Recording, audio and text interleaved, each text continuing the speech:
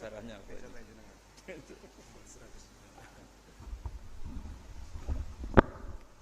Assalamualaikum warahmatullahi wabarakatuh. Bismillahirrahmanirrahim. Rabbi shrah li sadri wa yassir li amri wahlul 'uqdatam min lisani yafqahu qawli. Allahumma shalli wa sallim wa barik ala habibika Mustafaka Muhammadin wa ala alihi washabihi asma'in. Nama ba'du. Semua jajaran direksi dan komisaris Bank Mandiri yang saya hormati, utamanya Ibu Desi Wahyuni selaku pimpinan Semarang, Ibu Sulistriana selaku pimpinan Kudus, Bapak, dan di sini juga hadir Bapak Rosidi dari Mabes, Bapak Abdus Syakur dari Telkom, semua yang saya hormati. Ini kalau mempersiapkan ngaji kitab Kasyifatus Sajjah dikarang oleh Syekh Nawawi. Syekh Nawawi itu ulama top Indonesia yang hidup di Mekah, juga meninggal di Mekah. Dulu di antara kearifan buyut-buyut kami, leluhur kami, itu kalau cerita itu enggak apa-apa kamu mondok di Mekah di sana, tapi bawa pohon yang hidup di Indonesia. Jadi artinya membawa manhaj, metode dakwah yang bisa hidup di Indonesia. Ini penting kata Mbah Mun, karena wa ma arsalna min rasulin illa bilisani qaumi. Semua rasul diutus itu pasti sesuai kultur kaumnya. Saya punya sedikit cerita tentang kultur. Kultur itu nilai yang disepakati masyarakat, meskipun persepsi itu salah. Saya cerita sedikit tentang keunikan kultur. Nabi Yunus itu nabi. Di mana-mana nabi itu mengajak ke tauhid, ajaran yang benar ini. Dan dulu nabi itu nggak punya polisi, nggak punya densus, jadi nggak bisa nabi nyuruh yang nggak setuju tangkap, itu nggak bisa. Tapi punya Tuhan. Jadi kalau yang tidak percaya dakwahnya itu ancamannya azab. Dulu itu nggak ada polisi, tidak ada pengadilan, sehingga kalau ada kesalahan itu ancamannya itu akan turun apa? Azab, siksa itu. Sekarang kan kalau kita jadi pemimpin kan agak enak itu, punya keamanan, punya macam-macam lah. Singkat cerita, sudah dakwah sekian tahun itu umatnya nggak percaya kalau beliau seorang nabi, bahwa ajaran tauhid itu benar. Akhirnya cerita ini terkenal sekali, mungkin beberapa terputus ya, tapi terputus cerita ini saya ceritakan secara lengkap. Terus beliau cerita, ini waktu sudah lama saya dakwah, sudah lama saya sosialisasi itu tentang kebenaran, Anda tetap nggak iman. Ini 3 hari lagi pasti ada adab. 3 hari ada adab itu delalah masyarakatnya tuh kepikiran, jangan-jangan iya itu.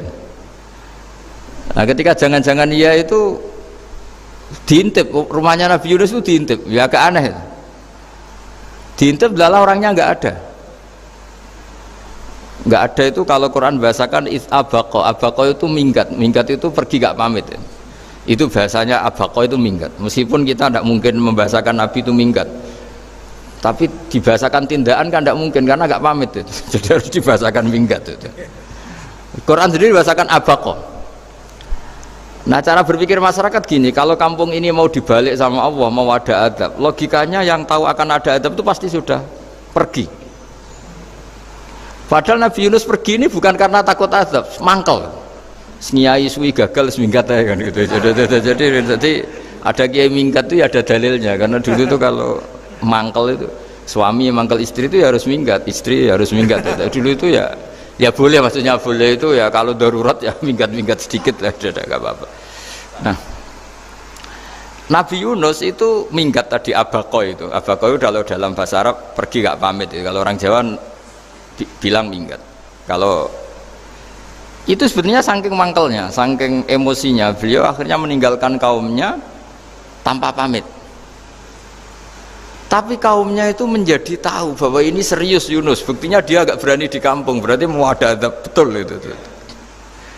Dan efek positif dari teori itu, teori kultur tadi, kalau ada azab pasti dia pertama yang lari. Kayak dukun itu, kenapa kita tidak percaya dukun nomor itu? Itu kan paling yang minta nomor dulu ada SDSB itu, forecast itu kan paling salam template-nya kan 100.000, padahal dulu forecast itu berapa kalau menang? Kan miliaran, juta. Itu untuk kultur kita agak percaya dukun kan, ngapain ngumpulin uang 100.000, kalau dia tahu nomornya kan mendingan tombok sendiri gitu.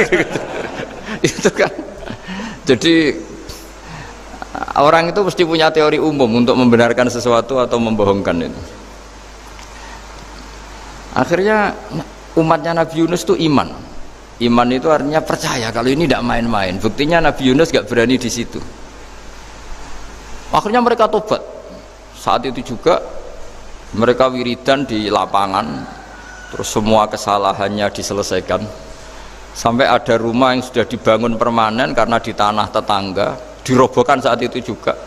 Bahkan ada batu yang dulu nyuri, satu dua batu yang dulu hasil nyuri, saat itu juga dirobohkan, dikembalikan sama yang punya. Hari itu semua kedoliman diselesaikan. Ini penting saya utarakan, jadi tobat itu tidak hanya istighfar. Kalau istighfar ribet, tobatnya orang punya utang terus istighfar gitu kan ribet. Kan ribet itu. Ada punya utang terus minta maaf itu kan ribet itu kan, harus diselesaikan itu. Tobat diterima sama Allah. Batas akhir finish dari harusnya ada adab, misalnya Senin, Selasa, Rebu, harusnya Rebu itu sudah kena adab, ternyata Rebu itu tidak kena adab. Nabi Yunus sebetulnya juga penasaran kampungnya itu kena azab enggak. Dilihat dari jauh ternyata enggak. Tambah kecewa dia. Gitu.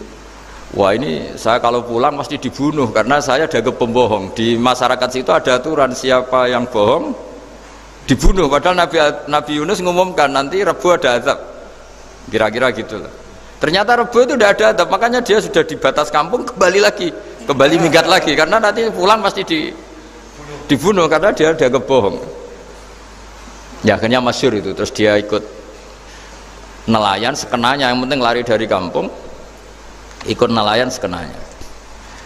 Zaman itu, ini saya ulang lagi, zaman itu nanti ini efeknya nanti ke tauhid. Zaman itu para nelayan tuh kayak sepakat kalau ada kapal atau perahu kok mau tenggelam itu pasti ada yang minggat. Artinya minggat itu pergi tidak terhormat itu. Terus fasahama fakana minal mudkhadin. Nah dulu itu orang sudah punya peradaban, ini cerita kultur, sudah punya peradaban. Ya sekarang gini, kalau nyemplungkan salah satu kan tidak adil diundi. Ternyata yang keluar dia Nabi Yunus. Terus mereka tahu ini orang nggak pantas dikorbankan. Karena Nabi di mana-mana itu ganteng. Memang Allah itu punya sunat unik. Nabi itu harus paling ganteng di kampungnya. Nasabnya juga harus paling baik, kabar-kabarnya juga istrinya harus paling cantik. Itu memang aturannya gitu. Nggak tahu saya, dulu saya juga janggal kenapa Nabi aturannya harus gitu. Tak angen-angen di pemimpin elek izin itu, maksudnya misalnya pemimpin dia pesek keriting itu kan piye gitu rasanya itu. Jadi Nabi itu pasti itu paling ganteng di kampungnya, terus dari nasab ya terbaik, terus rata-rata istrinya itu ya selain solihah itu ya paling cantik. Karena ya dibully kan, sawar tidak jadi Nabi, bojone elek kan ya ribet kalau misalnya ada yang bully gitu kan juga ribet. Singkat cerita terus dia akhirnya ditenggelamkan, dibuang karena beliau seorang Nabi, faltaqamahul khut, beliau ditelan ya. Iltiqam itu tidak digigit, ditelan. Karena ditelan beliau tidak ngalami dikunyah, ditelan. Iltiqam itu ditelan. Karena beliau seorang nabi, di dalam batnil khut itu di perut itu dia wiridan, dan barokahnya wiridan itu perut ikan ini menjadi masjid. Dia nyaman di situ, nyaman karena terus ngalami karomah lah. Andikan wali itu ngalamin karomah. Nah kesimpulan dari cerita ini itu apa? Masyarakat itu akan selalu dengan kulturnya sendiri. Para nabi juga punya kultur sendiri. Dan Allah yang ngelola itu semua. Saya ulang lagi, Allah yang ngelola itu semua. Makanya terus dua kultur ini kalau Allah menghendaki itu gampang sekali. Akhirnya yang terjadi apa? Nabi Yunus jadi kasih sanksi Allah karena pergi tidak pamit. Masyarakatnya justru enggak karena tobat. Dan tobatnya masyarakatnya ini karena kekeliruan Nabi Yunus. Keliru dengan makna bukan dosa. Andai kan Nabi Yunus saat itu kok di rumah ingin menyaksikan azab, itu masyarakat mesti gak percaya kan ada azab. Mau ada azab kok dia di rumah gitu. Jadi unik, Allah cara ngelola masyarakat itu unik. Nah, dari keunikan cara Allah ini kemudian lahirlah ilmu yang bernama ilmu tauhid, ilmu tawakal, ilmu pasrah nang pangeran itu. Karena kemarin pas Pak Yusuf sama Bu Sulis sowan saya itu tak beri cerita, agama itu milik Allah, sehingga teori yang dikatakan manusia itu ya teori saja, tetap semua itu di tangan Allah. Ya saya saat itu cerita, misalnya saya ditanya, ini besi, materi besi dengan kaca itu kuat mana? Mesti kita menjawab kuat besi.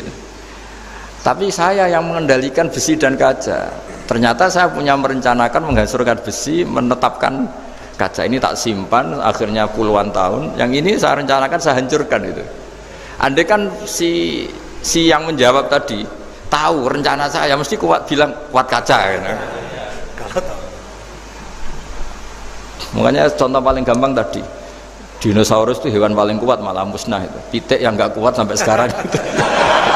Karena Allah bikin dinosaurus itu punya rencana dihancurkan itu.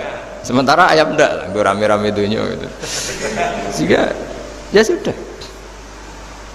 Nah, agama itu seperti itu. Agama itu sesuai rencana Tuhan. Sehingga ini cerita Nabi. Sehingga Nabi itu kadang nggak tahu bedanya antara sesuatu yang punya data, punya perangkat-perangkat untuk menuju A misalnya. Itu nggak tahu bedanya. Jadi kalau Nabi ditanya misalnya gini, onta itu lahir dari betinanya, dari indukannya bisa? Ya bisa. Lahir dari batu? Jawabnya ya bisa. Kalau dia seorang Nabi pasti jawab bisa. Kalau Nabi loh ya, bukan direktur mandiri, Nabi.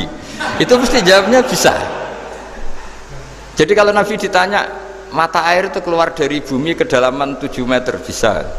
Keluar dari sini, dari meja, jawabannya ya bisa. Karena Nabi itu saking dekatnya Allah, tahu betul bahwa perangkat di dunia ini tidak bisa mendikte Allah. Semua itu kehendak Allah. Logika yang terbangun Nabi itu sebenarnya gampang ya. Kalau kita teliti itu, hanya gampang itu sesuatu yang benar itu pasti bisa dijelaskan secara gampang. Nah ini ngaji tauhid biar tidak terlalu berteori itu. Karena kalau saya cerita uang pinter jenengan.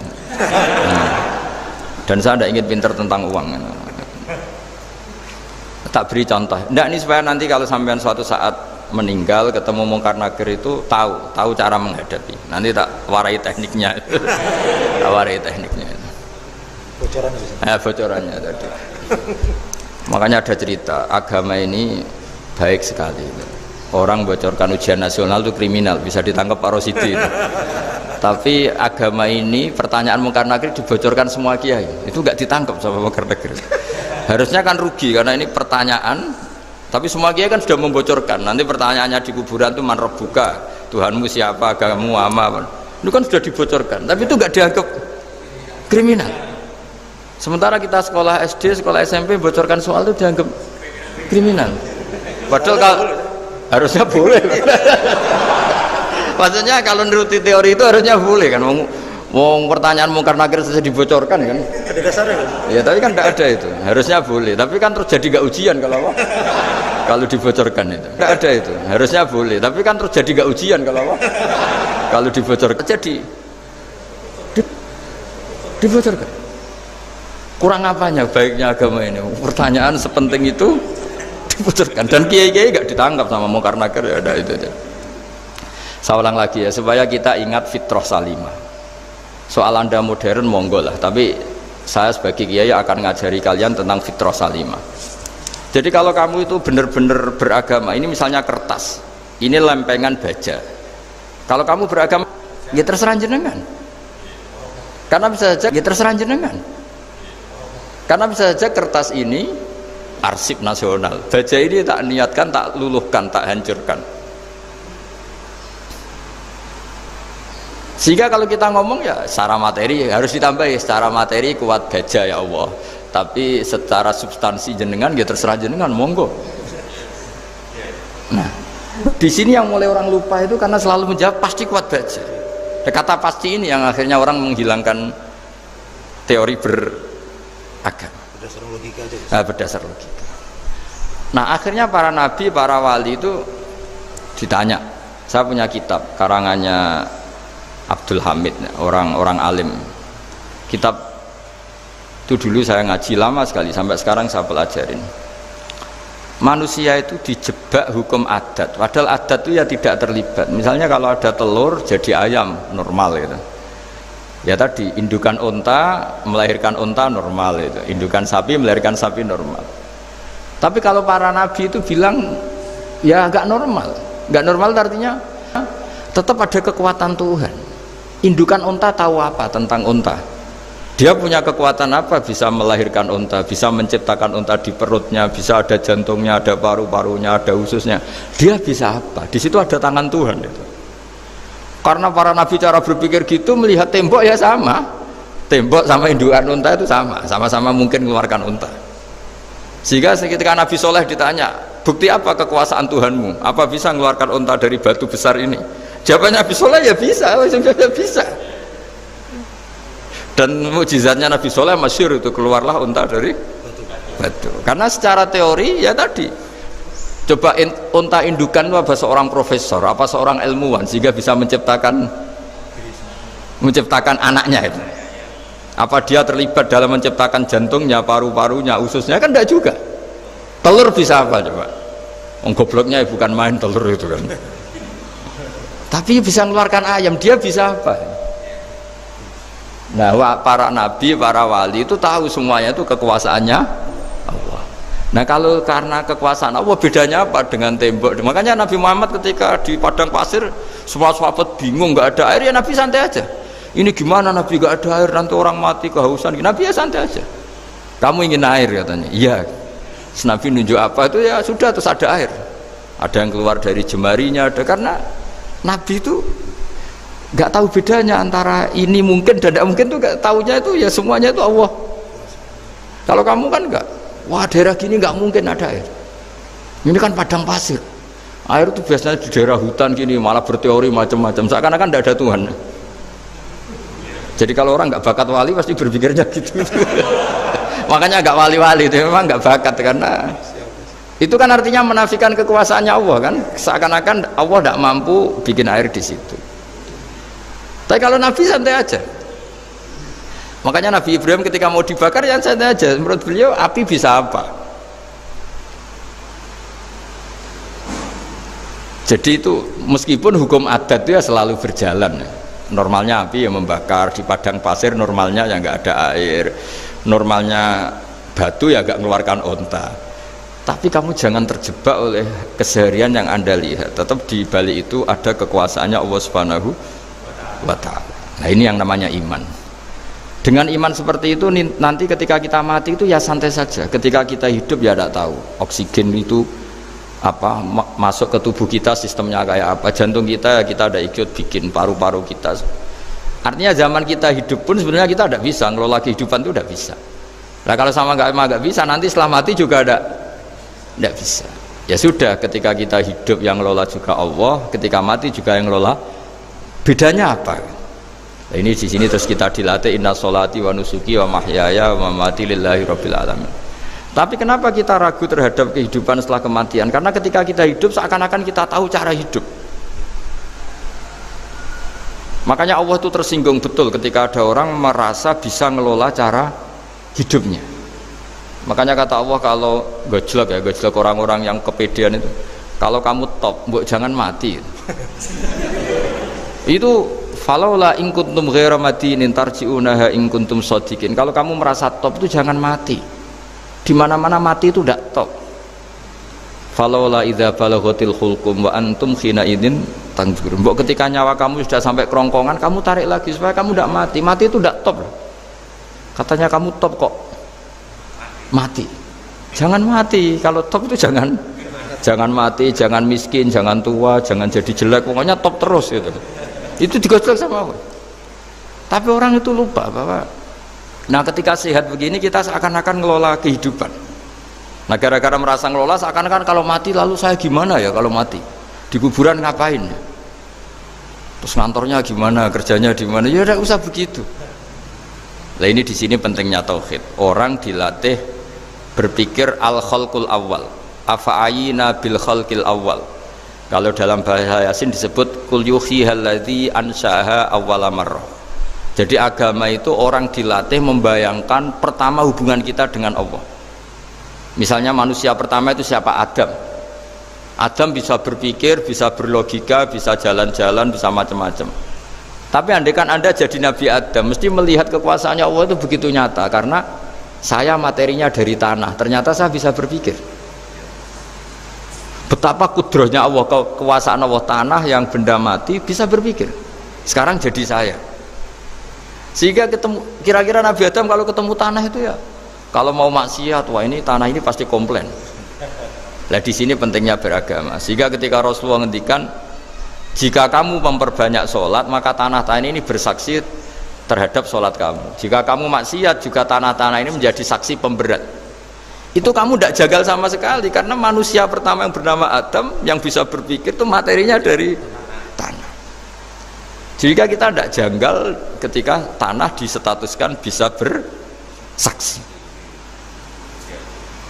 Tapi setelah kamu berpikir tanah itu bisa dicangkul, bisa dijadikan berhala, dijadikan kendi, dijadikan macam, seakan-akan tanah itu ya benda yang tidak penting. Tapi Nabi itu beda dengan kalian. Nabi tahu betul tanah ini makhluk Allah yang bisa berpikir. Sehingga Nabi yang ngendikan kalau kamu sholat sunat atau beribadah sebaiknya jangan di tempat yang sama, biar yang menyaksikan kamu sholat itu banyak. Kita mungkin kan masa bumi bisa bersaksi, tapi andaikan Anda Nabi Adam itu tidak akan janggal seperti itu, karena dia tahu materinya dari tanah dan ternyata jadi mata yang bisa melihat, jadi telinga yang bisa mendengar. Makanya Allah selalu mengingatkan, ingatlah al-khalqil awal, afayina bil khalqil awal. Karena khalqil awal ini yang menjadikan apa? Fitrah beragama yang baik. Sehingga ketika orang Yahudi bilang nggak mungkin Nabi Isa itu nggak anak zina, wong ibu kok tanpa bapak, anak kok hanya ada ibu tanpa bapak. Allah cara menjawab, inna masalah Isa intawoy kamasali Adam. Jika kamu protes ada Isa karena tanpa bapak, ya protes dengan Nabi Adam, tanpa ibu tanpa bapak. Nah ini diingatkan al-khalqil awal. Makanya Yasin bilang kul yuhyihal ladzi ansha'aha awwala marrah. Awal marah itu kamu harus berpikir ketika hubungan kamu sendiri dengan Allah zaman sebelum ada semua. Jadi misalnya alam raya ini, bumi sebesar ini, masa suatu saat terus hilang, hancur, nggak berbekas. Ingat saja bumi ini mulai dulu ya nggak ada, diadakan oleh kekuatan besar yang super ada, yaitu Allah Subhanahu wa Ta'ala. Nah di sini kenapa faham-faham ateis itu hilang di dunia, meskipun ada itu karena saking mungkin kurang peradaban. Makanya guru-guru kita mulai zaman Nabi Adam sampai sekarang itu cara berpikir sederhana. Bumi ini kadung ada, di mana-mana sesuatu yang ada pasti disebabkan yang lebih ada. Kan nggak mungkin bumi yang ada kemudian penciptanya itu udah ada. Itu kan ngajak goblok bareng gitu kira-kira gitu. Masuk sesuatu yang ada disebabkan oleh sesuatu yang tiada. Maka guru-guru kita ngajari pertama sifat Allah itu wujud, karena ini wujud super atau kausa prima, terus kiai bilang wajibil wujud. Wajibil wujud terjemahan bebasnya ya wujud super. Karena wujudnya Allah itu yang mempengaruhi ya semua alam raya ini, dia harus di depan, masa yang menciptakan di belakang. Makanya terus disifati qadim. Qadim itu harus lebih dulu atau awal. Nah, makanya ketika Fir'aun ngaku Tuhan itu cara membatalkan Nabi Musa itu sederhana. Kalau kamu Tuhan berarti baba kamu nggak ada Tuhan karena Tuhannya terlambat datang. Nah, itu langsung oh iya ya, kalau ya kan berarti babanya dia tanpa Tuhan, kan Tuhannya baru kemarin, aktenya baru diurus. Itu aktenya baru diurus itu Tuhannya ini. Makanya Fir'aun itu akhirnya Nabi Musa punya pengaruh besar di kalangan punggawa Fir'aun. Karena ketika debat terbuka itu punggawannya dengar. Akhirnya mereka iman sama Nabi Musa. Ini disebut wa qala rajulun mu'minun min ali fir'auna yaktumu imana. Banyak yang diam-diam ini iman karena logika Fir'aun jadi Tuhan itu nggak masuk akal. Yang benar adalah Tuhannya Nabi Musa. Nah orang-orang ini itu ya dibilang nggak loyal ya pokoknya dia iman. Dan dia juga yang ikut rapat. Besok Musa tangkap. Karena mereka sudah iman sama Musa, terus sebelum eksekusi itu datang, ini datang ke Musa. Tadi malam saya ikut rapat, keputusannya Anda ditangkap mau dibunuh, jangan lari saja dulu kan. Jadi kan nggak bisa disebut pengkhianatan, kan ini orang baik. Jadi malamnya ikut rapat, besok Musa tangkap bunuh. Iya Nabi Musa paginya sebelum itu Musa, saya nanti malam ikut rapat dan keputusannya Anda ditangkap dibunuh, kamu lari saja sekarang. Nah kenapa iman? Karena logika yang dibangun Nabi Musa. Makanya ciri utama kebenaran itu bal naqdhifu bil haqqi 'alal batil fayadmaghuhu fa idza huwa zahid. Kebenaran sejati itu boleh diuji di mana saja. Dan Anda tidak usah khawatir kebenaran sejati itu kalah. Pasti menang. Kalau kebenaran itu kebenaran sejati pasti menang. Ya, di sini terus ada ulama-ulama kayak banyak lah, termasuk di Indonesia kayak Pak Quraisy Shihab, kayak yang nyaman saja anak-anaknya di luar negeri karena merasa kebenaran sejati itu tidak akan kalah. Sehingga ketika ada negara yang begitu maju, saya pernah ditanya sama orang yang kuliah di Inggris, di Swiss, Gus, saya ini kan orang Indonesia tapi pengagum negara Swiss, Swedia, negara di sana itu makmur terus tertib, bagaimana saya tetap mencintai Islam yang secara lahir itu kadang-kadang beberapa negara Islam itu kacau. Ada seorang mahasiswa tanya gitu, dia tanya cara ingat Allah, ya membela Islam kira-kira gitu. Terus tak kasih tahu dia, ketika Anda muji negara-negara itu makmur sejahtera, itu sebetulnya tetap utang jasa terbesar itu sama Tuhan. Pejabat bisa apa ketika Allah misalnya nggak bikin air? Negara bisa apa misalnya ketika Allah itu nggak bikin oksigen? Tetap semua ketertiban itu karena kehendak Allah. Berarti utang jasa kamu di negara manapun tetap sama Allah, bukan pada yang lain. Bahwa ada hukum sosial manusia, oke lah, kedua, ketiga, dia harus terima. Hanya dia sadar. Nah masalahnya kita ketika di negara yang makmur gitu, pikiran kita oh, presidennya hebat, menterinya hebat, tata sosialnya hebat. Oke, nggak apa-apa, muji manusia itu nggak apa-apa. Tapi tetap itu semua di bawah muji Allah Subhanahu wa ta'ala. Ada air begini ciptaan Allah, ada oksigen sehat ciptaannya Allah, sehingga muji pertama itu kepada apa artinya kehebatan manusia ketika ada gempa besar, ada likuifaksi, ada macam-macam. Nah maksud saya ngaji di sini ingat Allah itu dengan cara seperti itu, sehingga ketika kita hidup di negara manapun ya utang jasa pertama pikiran kita sama Allah Subhanahu wa ta'ala. Tapi kalau enggak, kamu terjebak hukum adat tadi, di mana-mana ayam itu yang mengeluarkan telur, telur mengeluarkan ayam, nggak bisa batu ini mengeluarkan ayam, keliru kamu. Ketika ayam mengeluarkan telur, memangnya ayam itu bisa? Apa dia berpikir sekolah dulu gimana ya cara punya telur? Kan ya enggak juga, tidak berkehendak juga. Apa ketika mata kamu bisa melihat terus kamu merencanakan gimana ya mata supaya bisa melihat? Ya tahu-tahu sudah melihat.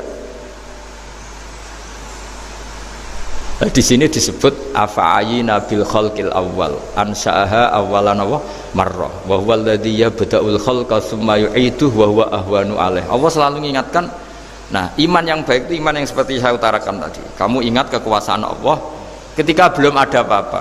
Kalau belum ada apa-apa ya Allah bikin manusia itu dari tanah, bikin ayam ya dari tanah, bikin sapi ya dari tanah, bahkan semuanya dari ketiadaan. Nah dengan iman seperti itu, nanti kalau kamu ngaji hadis, Nabi bisa mengeluarkan air dari apa? Dari jemarinya. Terus Nabi Ibrahim dibakar gak apa-apa. Nabi Soleh bisa mengeluarkan unta dari batu besar. Nabi Musa bisa menyibak laut hanya dengan tongkatnya. Itu semuanya kamu tidak jangka. Karena tadi ingat bahwa kekuasaan Allah itu tidak terbatas. Itu cara iman yang benar. Sehingga nanti ketika kita mati juga gitu. Ketika kita hidup ya tidak bisa ngatur jantung kita, paru-paru kita, pasti sama lah. Setelah kita mati juga gak bisa ngatur, yang hanya ngatur Allah Subhanahu wa ta'ala. Hidup kita dalam kendali Allah, mati kita dalam kendali Allah. Ya sudah, terus kita mati ya nyaman saja. Saking nyamannya itu orang-orang soleh kalau mati itu jarang berdoa. Bukan karena apa-apa, kalau berdoa itu resikonya kan gini, mustajab ndak ya, dikabulkan ndak itu. Itu menjadikan setan punya peluang masuk, diganggu. Makanya ajarannya Nabi, mangkana akhiru kalamihi la ilaha illallah fi riwayatin Allah dakhalal jannah. Jadi kalau mau mati bersaksi saja, sudah ini enggak saatnya berdoa, saatnya bersaksi. Makanya hanya disuruh bilang Allah, Allah, Allah. Dan supaya ini menjadi akhir kalimat. Sehingga nanti keren lah. Ketika ketemu Allah, apa akhir kalimah kamu yang kamu lafadzkan? Allah, Allah. Sehingga di kitab-kitab diterangkan, ketika orang tua kamu mau mati sudah bilang Allah, jangan tanya catatan hutang di mana ya, tabungannya di mana ya, terakhir jawab mandiri terus mati lah. Gak boleh ditanya lagi. Sekali ditanya nanti akhir kalimatnya mandiri, itu nggak boleh. Jadi sekali sudah bilang Allah, jangan ditanya lagi. Pak, tabungannya di bank mana? Gak boleh. Bahayanya sekali jawab mandiri terus mati, berarti akhir kalimatnya itu ya mandiri. Makanya harus akhir. Jangan nanti statusnya itu mangkana akhiru kalami, memang akhir dari yang dikatakan itu kata Allah. Nah sebetulnya teks hadis itu la ilaha illallah. Ini pinternya Kiai Jawa. Lagi-lagi kembali ke kultur. Kiai Jawa itu kiai yang bisa modifikasi kultur. Sebetulnya kalimat hadis itu yang masyhur, itu yang populer itu la ilaha illallah. Tapi Kiai Jawa itu, dan itu ngikuti kitab-kitab Arab juga, kitab-kitab. La ilaha illallah itu resikonya tinggi karena di situ kan tiada Tuhan yang berhak disembah kecuali Allah. Ada kata la ilaha ini. Nah takutnya pas la ilaha sudah mati. Nah karena itu ada resiko la ilaha gak khatam, berarti tiada Tuhan. Nah, sehingga karena ini dianggap riskan, ya terus Kiai Jawa ngajari sudah lah, gak usah kepanjangan ya sudah Allah, Allah. Jadi itu sudah agak-agak rekayasa lah, agak-agak istihad gitu. Maksudnya istihad itu sebenarnya teks panduannya itu la ilaha illallah. Teks panduannya. Tapi kiai-kiai itu tentu yang paling tahu tentang kehendak Nabi karena nekuni ilmu itu lama sekali. Kita ngikuti cara-cara ditentukan para kiai. Karena tadi la ilaha illallah itu kan ada kalimat yang tadi ya, tiada Tuhan kan.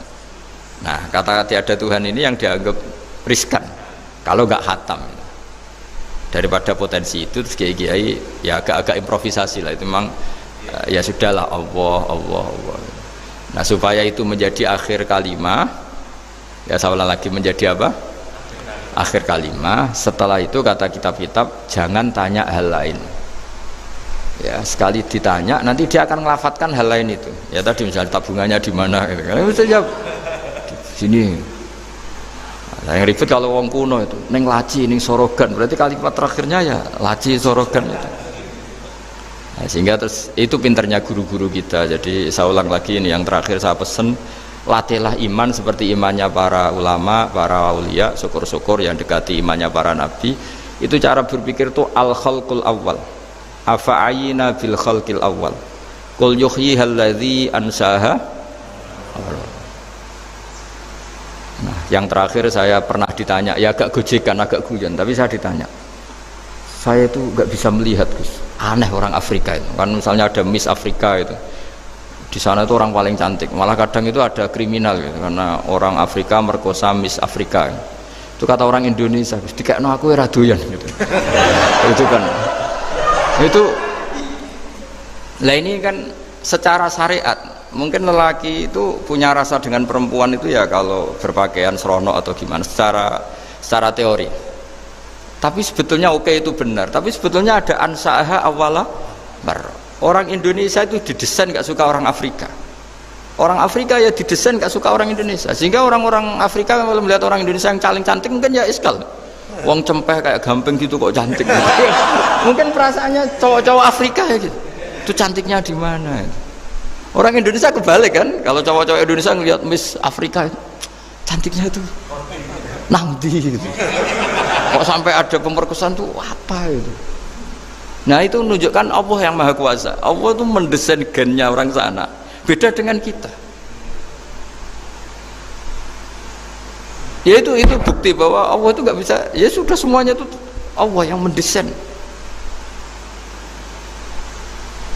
Itu bukti bahwa manusia itu bisa apa di depan orang kayak Afrika kok Kok disuruh bilang cantik, kita kan protes.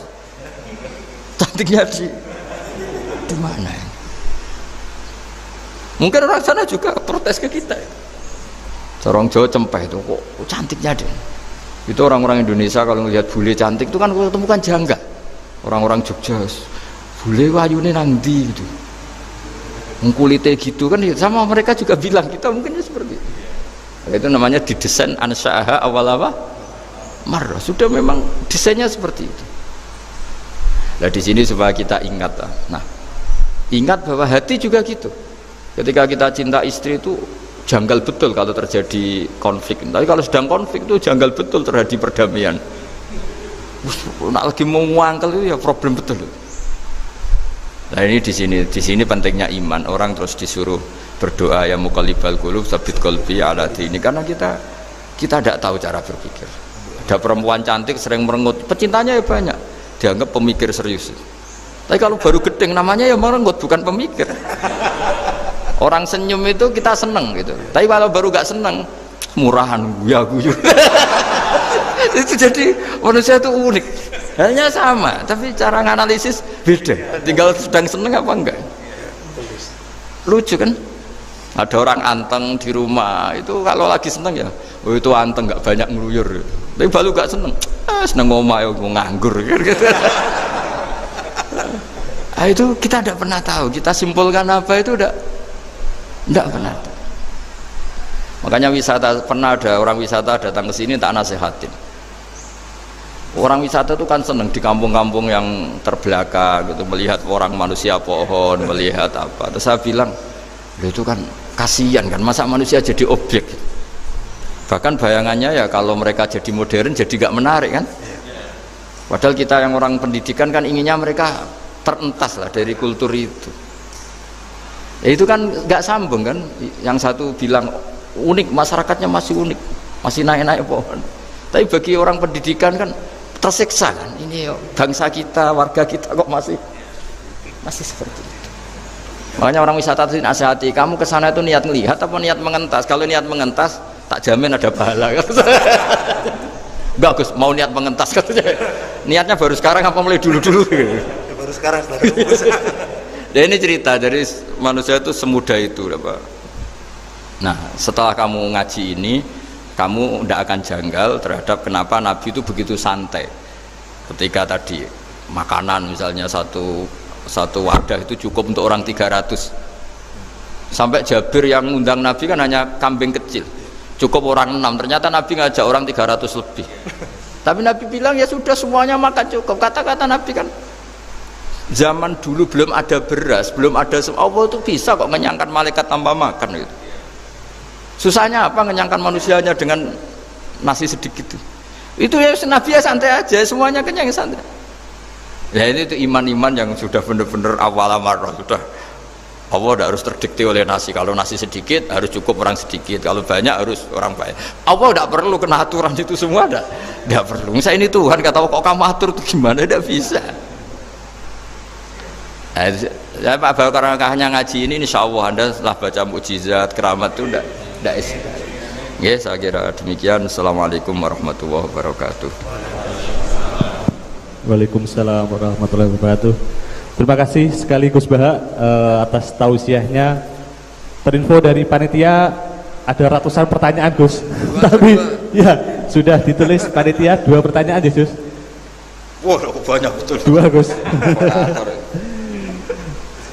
Baik, saya bacakan langsung 2 atau satu-satu Gus?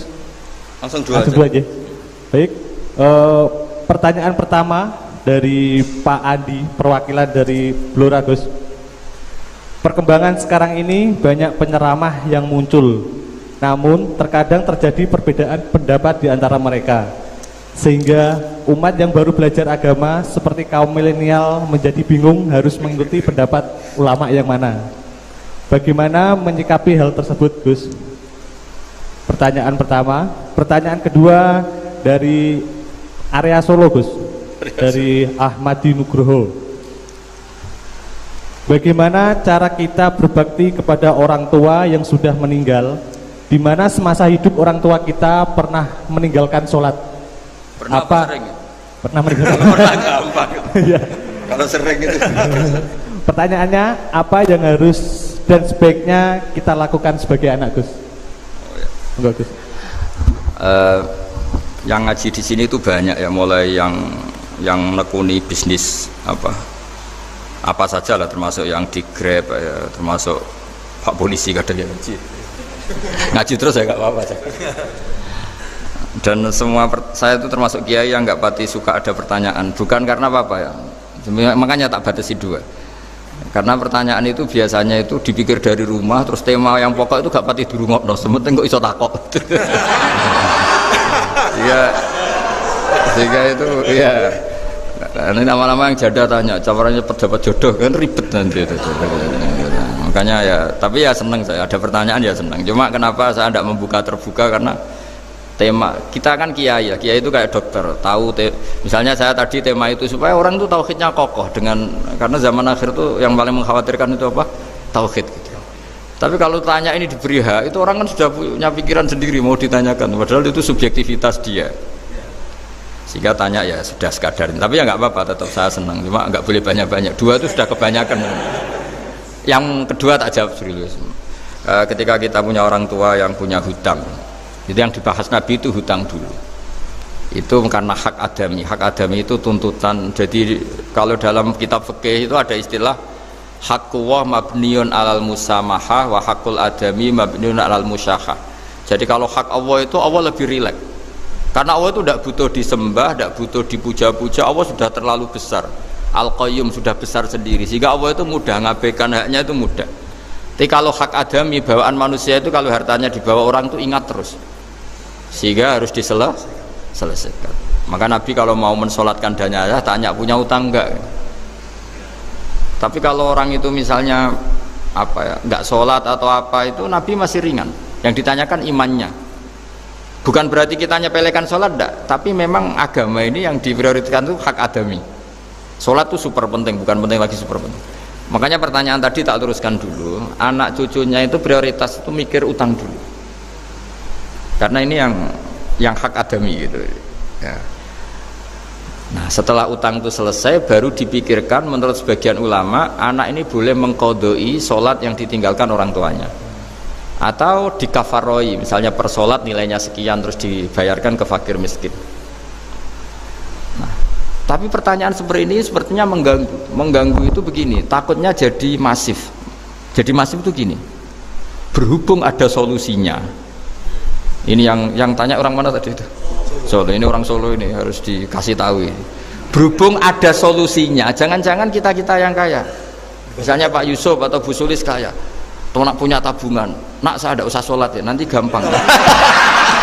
Karena per sholatnya kan nilainya hanya sekian gitu. Umur saya kan paling tinggal berapa, itu cukup lah apa? Depositonya cukup. Iya cukup untuk mengganti, itu kan ribet. Makanya solusi itu ya kadang tidak baik, karena nanti dipakai seenaknya dewi. Makanya dulu itu terkenal ada guyonan, seorang kiai ditanya, ini guyonan nyata, Pak Kiai, katanya Kiai itu orang suci, tapi kadang-kadang kok maksiat juga. Si Kiai ini jawabnya ngawur sekali, justru yang boleh maksiat tuh Kiai, kamu nggak boleh. Terus kenapa Pak Kiai? Dia tahu caranya tobat, kamu nggak tahu. Kacau kan? Jadi yang melanggar hukum itu kan yang pakar hukum, tahu itu, tahu ilmunya, cara melanggar tapi nggak bisa dipidanakan itu. Punya penghapusnya Gus ya? Ya punya penghapusnya, itu kan ribet kan. Artinya gini ya, ada yang orang Solo tadi, kalau kadung terjadi orang tua kita tidak sholat, saya ulang, kalau kadung terjadi orang tua kita tidak sholat atau pernah meninggalkan sholat, kita sebagai kiai itu punya cara supaya yang untung tuh fakir miskin. Misalnya kita fatwa dikasih fidyah atau fidah atau apa, tapi ini bukan cara yang jadi solusi, karena takutnya nanti jadi gerakan masif tadi, gerakan tidak usah sholat diganti, ya itu kan ribet jadi. Tapi kalau sampai ingin berbuat baik sama orang tua yang nggak pernah sholat, saran saya satu, hak adamnya selesaikan dulu, karena memang dalam syariat Islam nomor satu itu hak.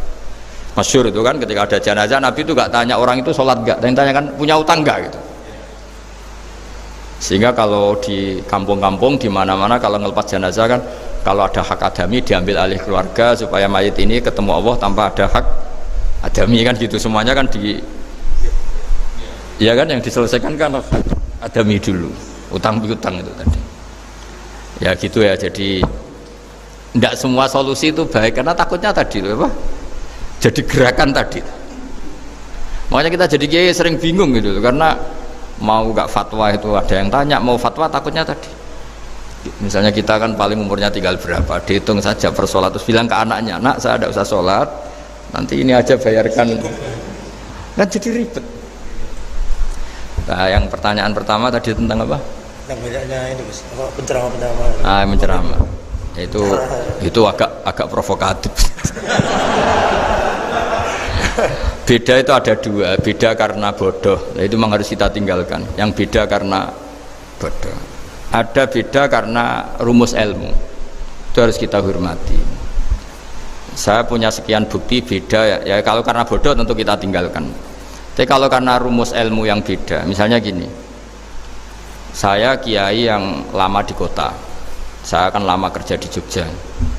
Mungkin perasaannya orang kota itu kalau ketemu tetangga, misalnya saya kiai, udahlah kalau ketemu tetangga itu gak usah tanya.